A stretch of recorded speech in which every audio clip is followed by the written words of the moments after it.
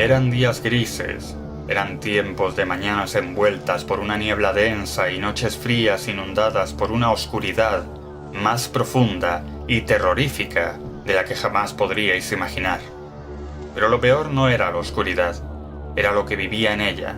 Algunas veces resuenan en mi mente aquellos golpes que venían de la oscuridad y sonaban cada vez más cerca.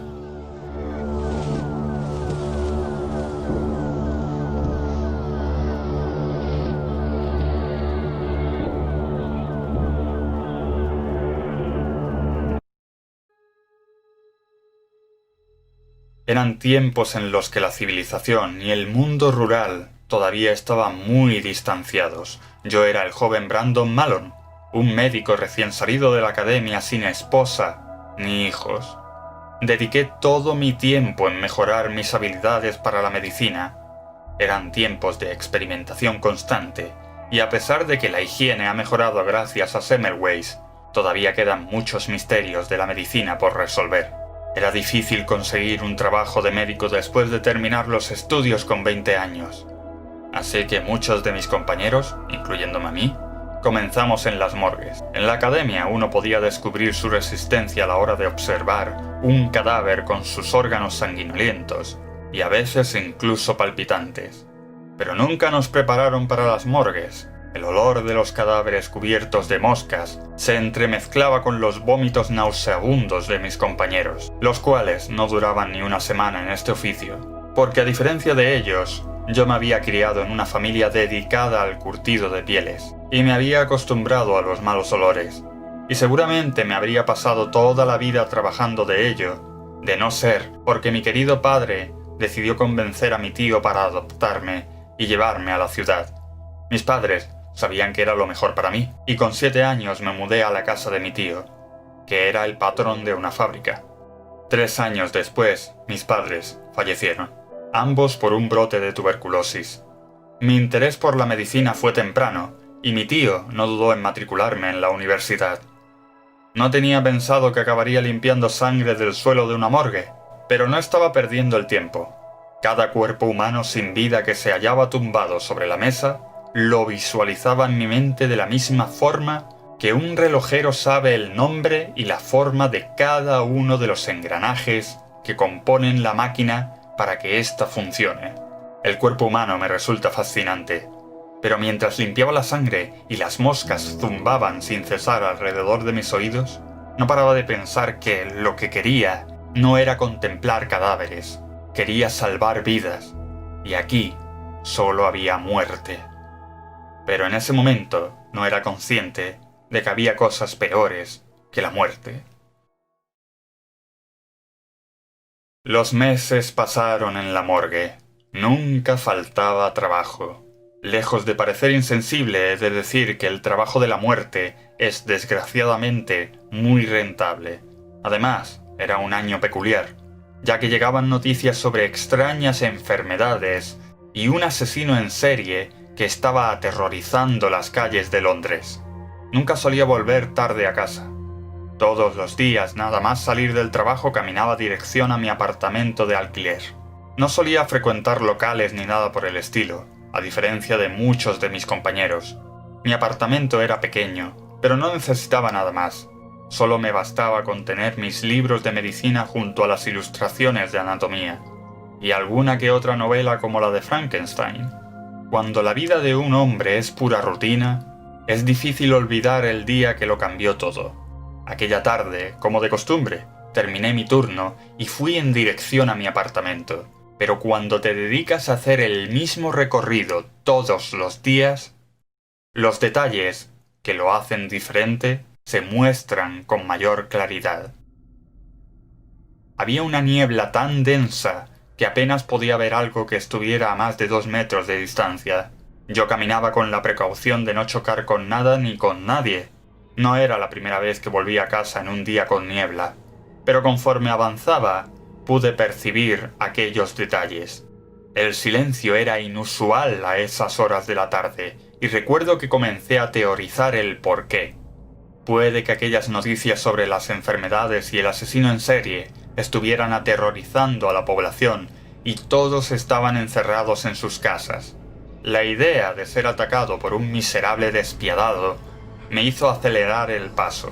En ese momento la idea de chocar con algo que apareciera de entre la niebla se convirtió en algo prescindible. Solo pensaba en llegar a casa y ponerme a salvo cuanto antes. Debía estar a muy pocos minutos de mi destino, cuando llegó a mis oídos el susurro de una respiración detrás de mí. Pensé que era el viento y decidí no girarme. Pero el susurro sonó una segunda vez y más cerca. Decidí mirar atrás sin detenerme. De entre la niebla pude distinguir una silueta humana. Y sin apartar la vista, decidí detenerme y preguntar: ¿quién va? Aquella silueta misteriosa me respondió con un paso al frente, lo que me permitió distinguir que se trataba de un hombre con una chaqueta larga y un sombrero de borde ancho que solo me permitía ver su mentón afeitado. Aquel hombre misterioso dirigió su mano hacia el bolsillo interior de su chaqueta, pero antes de que continuara alcé la voz y le advertí de que yo estaba armado. Aquella mentira hizo que aquel hombre se detuviera por un segundo con la mano dentro del bolsillo, pero lentamente la retiró, mostrando el contenido. Se trataba de un sobre sellado con lacre. Su brazo se extendió hacia mí con la intención de ofrecérmelo. De hecho, recuerdo que tenía unos brazos realmente largos. Agarré el sobre y miré el sello del lacre. Era de un hospital que desconocía y cuyo nombre no escribiré aquí. Levanté la vista hacia aquel mensajero, pero ya no estaba allí. Era como si se hubiera desvanecido en la niebla. Llegué a la casa y cerré la puerta aliviado. Dejé el sobre en mi desordenado escritorio y acto seguido me senté en la cama. Comencé a hacerme preguntas sobre lo ocurrido. ¿Quién era ese hombre? ¿Por qué se comportaba de una forma tan siniestra? ¿Sería ese famoso asesino? Pero si lo fuera, ¿por qué no ha intentado matarme? Una pregunta detrás de otra me condujeron a la única que podía tener respuesta. Me levanté para agarrarlo y acto seguido lo abrí, y dentro hallé una carta, la cual comencé a leer. Estimado señor Malone, gracias a una recomendación por parte de la Universidad de Medicina, hemos valorado su expediente de forma positiva y concluimos que es apto para una plaza de médico en nuestro hospital. Le daremos una semana de plazo para pensarlo. Si desea aceptar el puesto, podrá organizarse y el último día del plazo, un carruaje le esperará al atardecer en la salida del puente. Este le llevará directamente a su destino. Le recomendamos que traiga equipaje indispensable, con todo el mobiliario y servicios necesarios para que pueda establecerse por un tiempo indefinido. Podrá trabajar y vivir en el mismo hospital con todos los gastos pagados. Obviamente, su sueldo será el mismo que el de cualquier médico de hospital. Confío en que su respuesta será positiva. Atentamente, el Dr. Arthur Morley. Ahora que lo pienso, aquella propuesta de trabajo sonaba demasiado bien para ser cierta. Pero a pesar de todo, yo no era estúpido, y antes de tomar una decisión, quería asegurarme de algunas cosas. A la mañana siguiente, fui a mi universidad y solicité una tutoría con uno de mis profesores, el cual, antes de dedicarse a la docencia, fue un famoso cirujano en Alemania. Este profesor estaba orgulloso de mí por mis buenas calificaciones, y esa misma mañana pude hablar con él. Le pregunté por el sello del sobre. Él me respondió que se trataba de uno de los hospitales más antiguos del país. Fue fundado por el doctor Ernest Morgiff y fue heredado por cada uno de sus hijos primogénitos. Arthur Morgiff era el último de una línea sucesoria de doctores que vivieron la experimentación de la medicina desde finales del año 1200. Le pregunté si conocía a algún alumno que hubiera estado trabajando en aquel hospital. Me respondió que la última vez que contrataron a un médico para aquel lugar fue hace más de 50 años y que seguramente se habría retirado y por eso tenían un puesto vacante para mí. El profesor bromeó diciendo que si se quedaban allí hasta la jubilación, debía ser un lugar fantástico.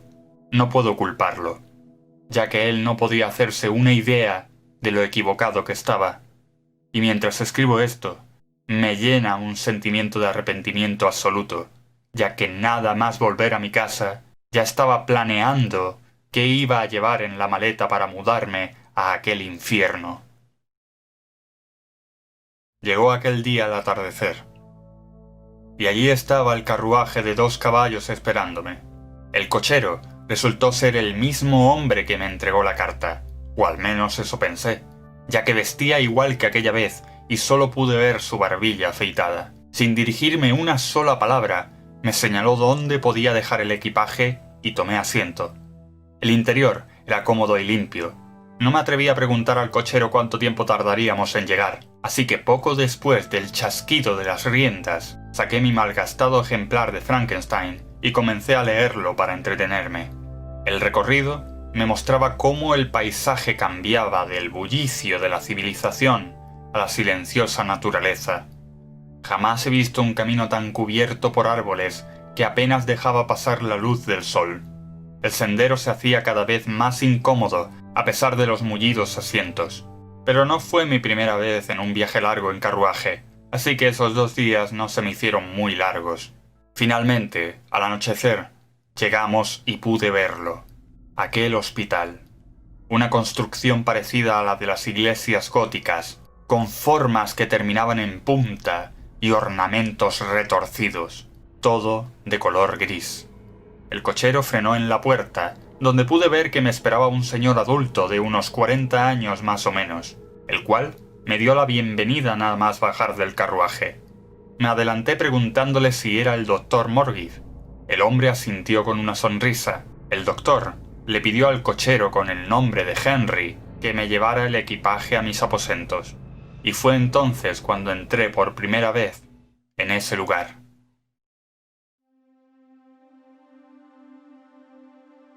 El hospital, por dentro, no era muy distinto a la apariencia de su exterior. Seguía pareciendo una iglesia antigua, incluyendo el silencio. No se oía el típico ambiente de hospital de enfermos tosiendo y quejándose de sus dolencias. El ambiente de aquel hospital era propio de un convento. En el trayecto vi a algunas personas envueltas en trajes de telas grises, como los que utilizábamos en las morgues. El doctor Morgiv me explicaba por el camino las normas del hospital. Lo más extraño era que tenían una especie de toque de queda en el cual yo debía quedarme encerrado en mi habitación a partir de la medianoche, y que bajo ningún concepto debía salir. No me atreví a preguntar ya que no quería sonar impertinente, y el tono en el que lo dijo sonaba tajante. Me mostró mi habitación, limpia y humilde, con cama, escritorio, armario y un lavadero personal. El cochero Henry dejó mi equipaje sobre la cama y se marchó silenciosamente. El doctor me dijo que mañana me enseñaría mi sala de operaciones personal. También me aclaró que el desayuno, almuerzo y cena me lo traerían a mi lugar de trabajo o a mi habitación a una hora determinada. Antes de marcharse, el doctor me recomendó acomodarme y descansar del duro viaje, pero añadió un aviso, que si escuchaba ruidos de golpes, que no me preocupase, ya que había una paciente sonámbula que a veces salía de su habitación, pero que yo no debía hacer nada y para más seguridad cerraría la puerta con llave. Dicho esto, cerró la puerta y desde fuera pude oír un par de vueltas con la llave. Ya no podía salir. Aquel aviso sonó escalofriante, pero en aquel momento no le di tanta importancia, ya que me pareció respetable. En mi residencia la ama de llaves cerraba la puerta por precaución. Además, estaba agotado y decidí dormir. Mi primera noche no fue en absoluto agradable, ya que mi sueño se vio interrumpido por unos gritos que venían de fuera de mi habitación. Me levanté con cuidado ya que apenas podía ver nada, solo la luz que entraba por la ventana. Los gritos sonaban cada vez más cerca. Por puro instinto grité preguntando: ¿quién anda ahí? Los gritos se detuvieron de repente. El silencio era inquietante Pero entonces algo comenzó a golpear agresivamente la puerta de mi habitación. Fuera lo que fuera, lo que estuviera ahí, no paraba de gritar lo siguiente: «¡Ábreme la puerta! ¡Ábreme la puerta!». Yo estaba petrificado, viendo cómo estaba siendo golpeada con tanta fuerza que parecía que en cualquier momento la iba a tirar abajo. Pero en un instante cesaron los golpes. Volvió el silencio, y entonces una voz más tranquilizadora sonó desde fuera. Se trataba del doctor Morgith, que me preguntaba si estaba bien. Yo le respondí afirmando, con cierto tartamudeo. El doctor se disculpó por las molestias y me pidió que volviera a descansar. Aquella experiencia me había desvelado y no pude volver a conciliar el sueño.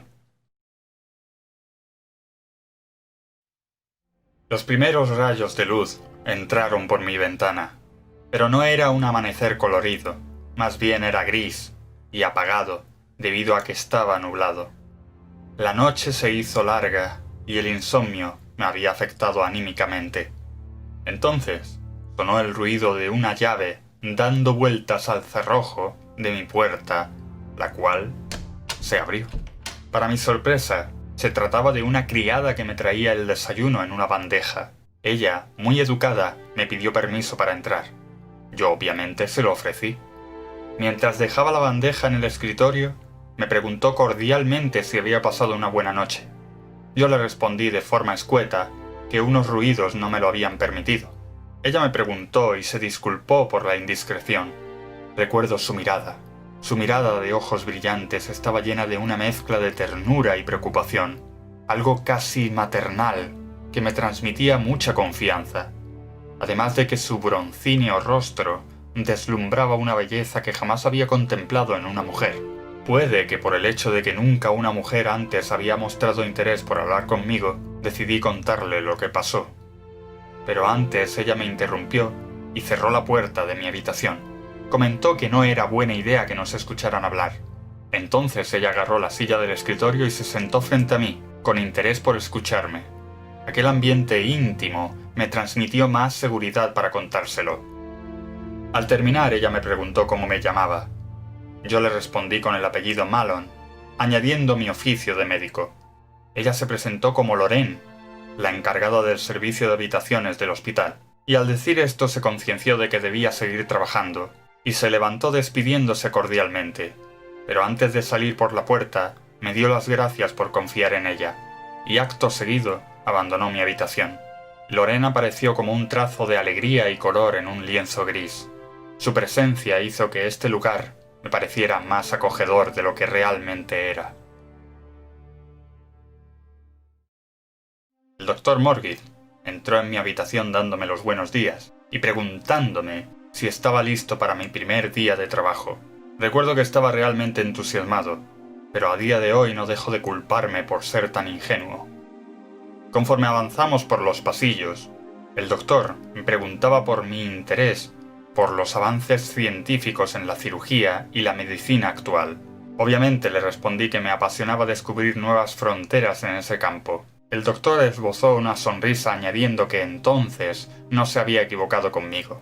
Dicho eso, abrió una sala de operaciones con hemiciclo, como las que había en la universidad. El doctor me invitó a sentarme en una de las butacas mientras esperábamos a los demás, ya que iba a dar una pequeña exhibición. Al poco tiempo, y de forma organizada, aparecieron muchas personas encapuchadas que conforme entraban se sentaban hasta llenarse por completo el hemiciclo. Era un espectáculo inquietante y recuerdo un momento en el que todas aquellas capuchas se giraron hacia mí, cuando el doctor hizo una introducción presentándome y dándome la bienvenida a este hospital. El simple hecho de ser consciente de que yo no pudiera ver sus rostros me inquietaba, y más aún sabiendo que ellos sí podían reconocerme. Luego valoré que a lo mejor se trataba de una especie de tradición la cual desconocía. Al fin y al cabo, se trataba de un hospital muy antiguo, y puede que aún mantuvieran ciertas costumbres algo peculiares. El doctor dio una charla sobre la idea de crear un cuerpo más resistente y longevo que permitiría al ser humano evolucionar como especie. Al principio sonaba algo fantasioso, pero entonces pasó a hacer una demostración. El cochero Henry trajo a un paciente sin brazos ni piernas, al cual iba a operar de tal forma que volvería a andar y a escribir con sus piernas y brazos. Acto seguido, decidió anestesiar con éter al paciente, y para mi sorpresa, lo único que hizo fue sacar con unas pinzas de un bote de cristal lo que él denominaba como la semilla de Pinocho, el descubrimiento más valioso de la familia Morgith, por parte de uno de sus antepasados, que lo encontró en una isla remota y deshabitada del Pacífico durante una expedición. Las propiedades de esta semilla es que era capaz de fusionarse con los huesos, los músculos, la sangre y la piel con la finalidad de crear un miembro nuevo y resistente como la madera de un roble. Realizó una incisión en cada uno de los muñones introduciendo una semilla.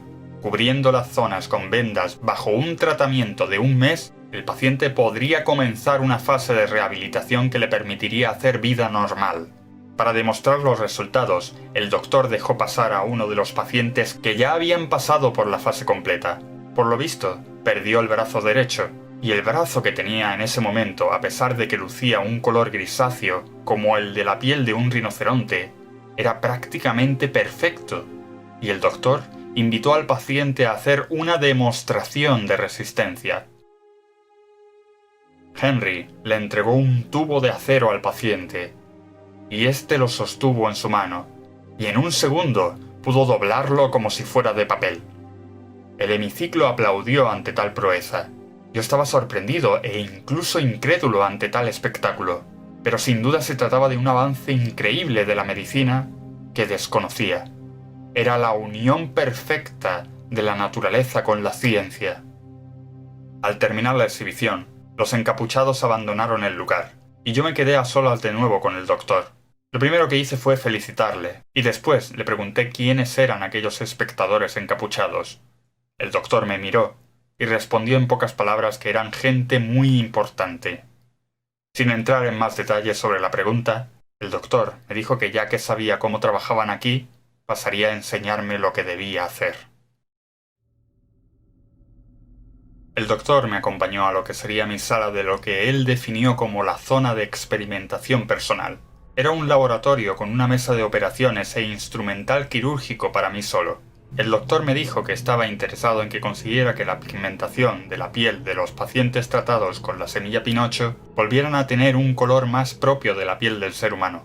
Yo le confesé que me había especializado en otros campos y que no era un experto en pieles, pero el doctor me interrumpió, añadiendo que era consciente de que tenía experiencia en el curtido de pieles. Me sorprendió que estuviera informado de ello, pero supuse que por eso mostró interés en mí. El doctor insistió en que confiaba en mí a la hora de ofrecerme esta oportunidad, y yo dejé de lado mis inseguridades y acepté, prometiéndole que haría mi mayor esfuerzo y que no lo decepcionaría. El doctor respondió con una sonrisa, y me dijo que hoy mismo podría empezar con los cadáveres de prueba que me traería Henry. Aquella tarde mi primer espécimen de pruebas fue un hombre, con un miembro con ese peculiar color grisáceo, debido a que había pasado por la terapia de la semilla. Ese día me dediqué a comprobar la resistencia de aquel miembro. Comencé por pruebas de menor a mayor nivel, comenzando por calcular la presión necesaria para clavar una aguja, hasta probar con la resistencia al fuego. Y con esta última prueba descubrí que la piel se carbonizaba de una manera similar a la madera. Literalmente parecía que ese brazo era de madera. Pero estaba en un estado bastante deteriorado, como si estuviera seco, como el tronco de un árbol muerto. Las horas pasaron rápidas, y llegó Loren con el almuerzo, con sus modales acompañados de una sonrisa encantadora. Me preguntó dónde podía dejar la bandeja, y bueno, yo hice sitio en el escritorio. Loren contempló mis apuntes y mis dibujos anatómicos. Ella se sorprendió de mi habilidad para el dibujo. Yo le confesé que aprendí anatomía en la universidad al mismo tiempo que aprendí a dibujar. Ella dijo que era un genio como Da Vinci, y aunque sonó algo exagerado, agradecí el cumplido, y despidiéndose se marchó. El almuerzo estaba delicioso. Pero debía seguir trabajando en mis experimentos, y se me ocurrió que debía investigar el interior de ese brazo. Por lo tanto, debido a la dureza del mismo, utilicé una sierra de huesos para amputarlo. Después de un esfuerzo propio de un carpintero, conseguí separar el brazo del cuerpo, y entonces descubrí algo inquietante, y es que alrededor del hueso se habían formado los anillos típicos del interior de un tronco.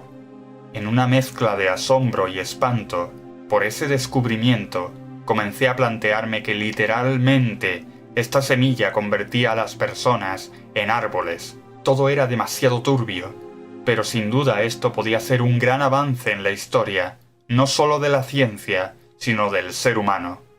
Mis pensamientos fueron interrumpidos cuando entró Lorraine en la sala con la cena. Me sorprendí de lo rápido que estaba pasando el tiempo. Lorraine se sorprendió al verme sudando y me preguntó si estaba bien. Yo le respondí bromeando con que estaba ocupado cortando madera. Ella sacó un pañuelo de su delantal y me lo ofreció para secarme el rostro. Recuerdo el olor de aquel pañuelo. Era una mezcla de miel y harina. Lorraine se acercó a aquel miembro amputado, y yo no le dije nada. Más bien estaba esperando a que ella diera su opinión. Ella susurró que era horrible. No le dije nada, ya que en ese momento pensaba que era un descubrimiento increíble. Pero no deseaba que Lorraine pensara mal de mí, así que simplemente comencé a cenar. Decidí distraer a Lorraine preguntándole si ella preparaba la comida. Ella me dijo que sí, que también trabajaba en el departamento de cocina para el hospital. Es más, añadió que ella era la jefa del departamento porque por lo visto era la única. Me confesó que su trabajo era duro, pero que pensaba que el trabajo de médico lo era mucho más, ya que la responsabilidad de salvar vidas era mucho mayor que la de preparar la comida. Yo le respondí bromeando que la muerte nunca se podrá evitar, pero el hambre sí. Ella me miró y me mostró el rostro más enternecedor que había visto en mi vida. Mi corazón palpitaba mientras contemplaba cómo me miraba. Ella me respondió algo que nunca olvidaré. Me dijo que el mundo era un lugar mejor, con personas como yo, y finalmente se despidió, recalcando que nos veríamos a la hora del desayuno. Dios mío, nunca había sentido algo así por nadie.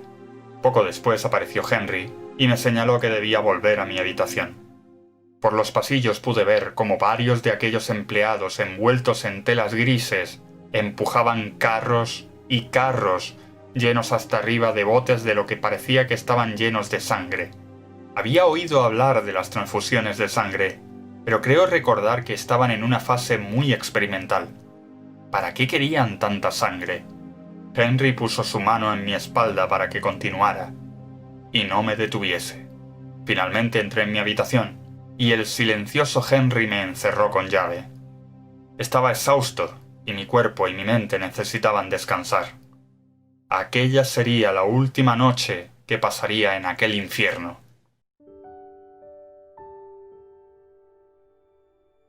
Recuerdo que estaba soñando con Lorraine, con su mirada, su sonrisa.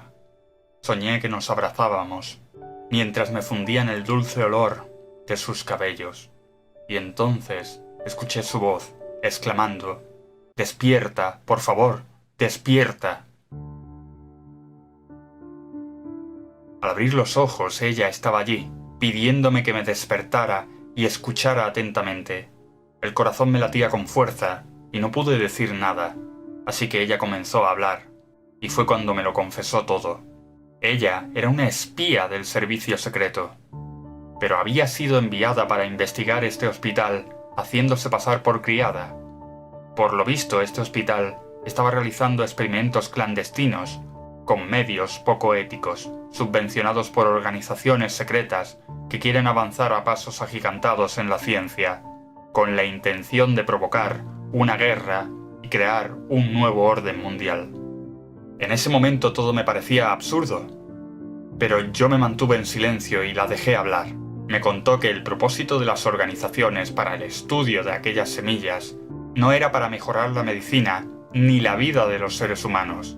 Ella descubrió que las semillas se alimentaban de sangre y que con el tiempo el paciente se convertía literalmente en un vampiro con sed de sangre por el resto de su vida. Yo le pregunté cómo podía estar tan segura de ello, y ella me respondió que no era la primera espía que había estado aquí. Anteriormente, hubo un infiltrado que se hizo pasar por médico y les mandaba toda la información posible hasta que un día no supieron más de él.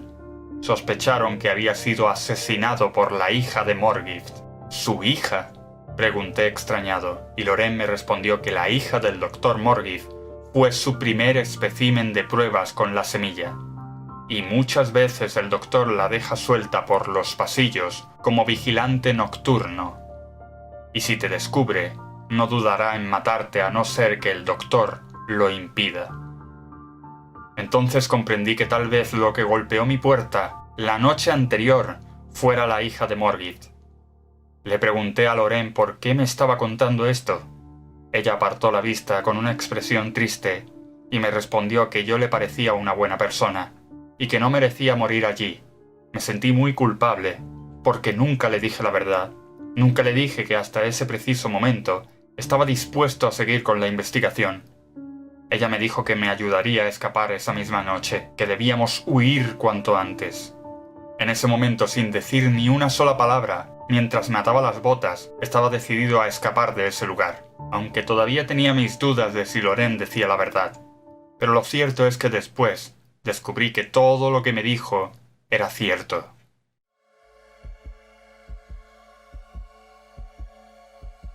Loren sacó un manojo de llaves de su bolsa.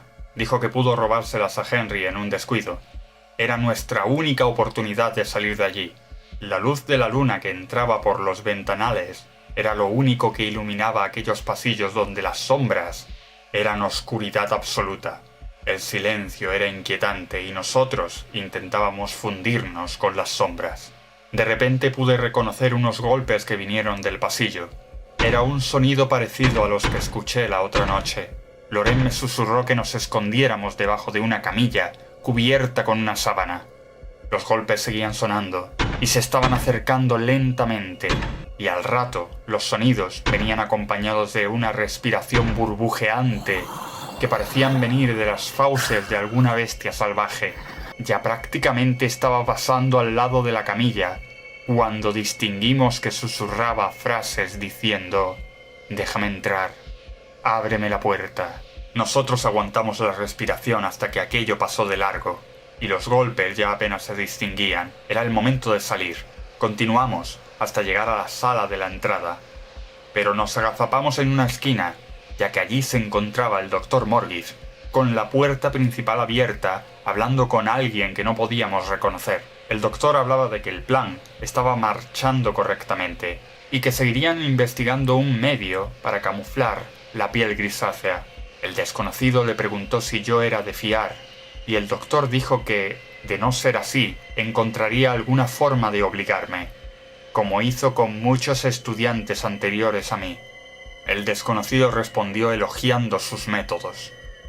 El doctor afirmó que gracias a personas como él, el mundo puede evolucionar, y que es consciente que sabiendo la existencia de la organización que lo subvencionaba, la humanidad recurriría finalmente a su revolucionario tratamiento. Los que no se adaptasen serían extinguidos por selección natural, y finalizó asegurando que el destino estaba escrito, que la naturaleza había creado esas semillas para que él las encontrase para cambiar el mundo. Sin duda era un loco con complejo de Dios que estaba dispuesto a experimentar con su hija y con la humanidad entera. El desconocido se despidió agregando que saldría a cazar algo de sangre para las plantas. El doctor no dijo nada, y al cerrar encendió un candelabro de aceite. Yo continué agazapado, esperando la ocasión, pero Loren se adelantó y pude ver que de su bolso sacó algo, y sigilosa como un felino, se acercó al doctor y lo golpeó con fuerza en la cabeza, consiguiendo que perdiera el conocimiento y se desplomara. Me acerqué sorprendido por la frialdad con la que había actuado aquella mujer. Sin titubear, agarró el candelabro y sacó una botella que roció sobre el cuerpo del doctor. Pude ver sus intenciones, y mi primer impulso fue intentar detenerla. La agarré del brazo en el que sujetaba el candelabro preguntándole por qué estaba haciendo eso. Ella me respondió que el servicio secreto le daba permiso para neutralizar a cualquiera si eso la ponía en peligro, y en aquel momento consideró que era un peligro no solo para ella, sino también para la humanidad. Añadió que prefería ser un monstruo humano que ser uno de sus monstruos. Su mirada estaba llena de una seguridad férrea. No pude debatirle eso, ya que después de todo lo que había visto y lo que me había contado, todo era verdad. Solté su brazo y sin decir nada más, el cuerpo del Dr. Morgith fue envuelto por el fuego. Ni un solo grito, solo el sonido de su cuerpo crepitando entre las llamas. Un grito desgarrador vino del pasillo. Los golpes comenzaron a sonar con rapidez. Desde lo más profundo del pasillo, Lorraine me agarró del brazo y nos dirigimos a la puerta. Ella sacó el manojo de llaves. Los golpes no paraban de sonar más rápido y más cerca. Agarró las llaves y probó una llave, y no encajaba. Los golpes y los gritos sonaban más fuertes en la oscuridad y más cerca. Otra llave más, y tampoco entraba. Los gritos se convirtieron en frases que venían acompañadas de palabras amenazantes llenas de odio y muerte. Otra llave más. Las llamas del cadáver de Morgith comenzaron a extenderse por el suelo y las paredes. Yo cerré los ojos, estaba seguro de que íbamos a morir allí. De pronto sentí que algo me agarró y tiró de mí. Al abrir los ojos, vi que Lorraine lo había conseguido. Estábamos fuera, y se había asegurado de haber cerrado la puerta con llave para que aquello no pudiera salir. En un instante comenzaron a sonar esos violentos golpes acompañados de gritos que decían «¡Ábreme la puerta! ¡Ábreme la puerta!» una y otra vez.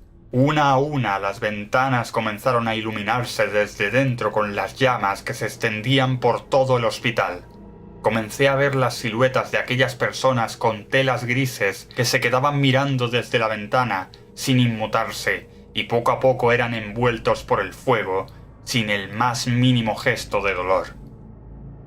Lorraine tenía razón. Aquellos seres ya no eran humanos. Lorraine me avisó de que debíamos ir al establo a por 2 caballos. A toda prisa atamos algunos objetos, los ensillamos y finalmente abandonamos aquel infierno, tomando el sendero para escapar. Cuando consideré que ya estábamos lo suficientemente lejos, miré atrás y entre los árboles pude ver la luz de las llamas.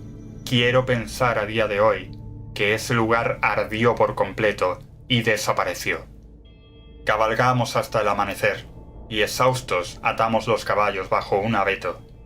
Lorraine sacó un recipiente de cuero con agua de la mochila, y bebimos.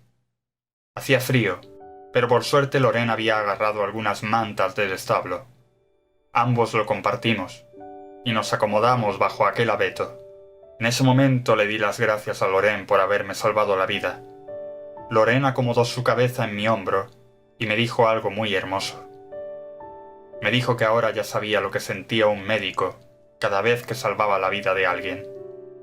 Confesó que era una sensación realmente bella. Esas palabras consiguieron que me olvidara por un momento de todo lo malo y me sentía en paz. Entonces me dormí, plácidamente, a su lado.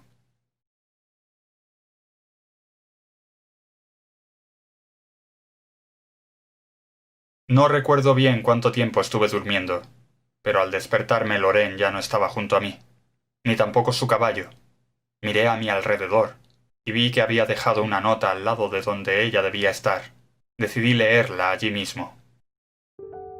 Querido Malon, lamento tener que despedirme así, pero debes entender que mi trabajo y estilo de vida no me permiten tener amistades. Me he pasado la vida comportándome como alguien que no soy, y al menos me gustaría tener un acto de sinceridad contigo. El asesinato del Dr. Morgith no fue el primero, y seguramente no será el último. He crecido en un ambiente en el cual mostrar piedad era un gesto de debilidad, y poco a poco me hice más fuerte, y sobreviví hasta convertirme en lo que soy ahora.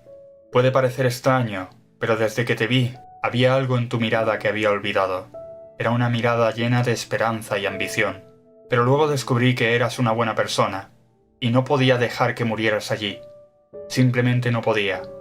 Por eso decidí salvarte la vida. Siento que estoy dando esperanzas a alguien para vivir, y eso es lo que quiero que hagas a partir de ahora. Vive, señor Malon.